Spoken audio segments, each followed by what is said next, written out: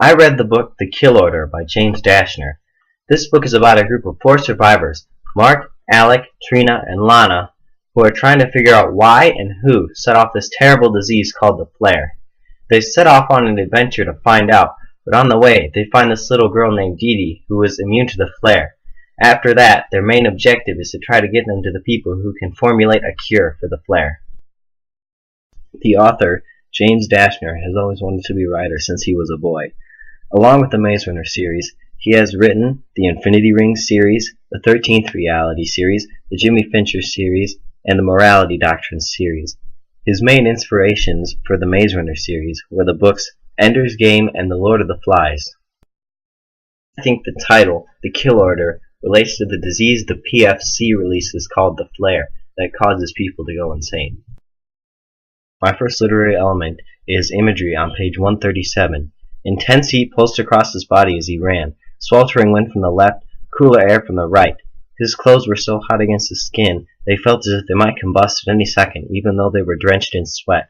His hair was dry, though any moisture sucked away by the searing air.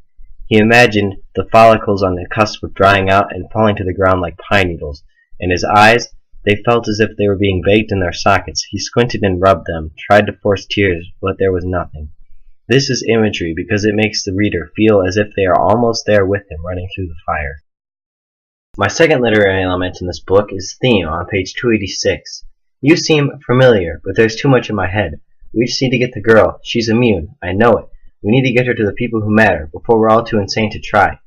This is theme because the main theme of the book is fighting for humanity, and they're trying to get this girl who's immune to the people who can make a cure for the flare.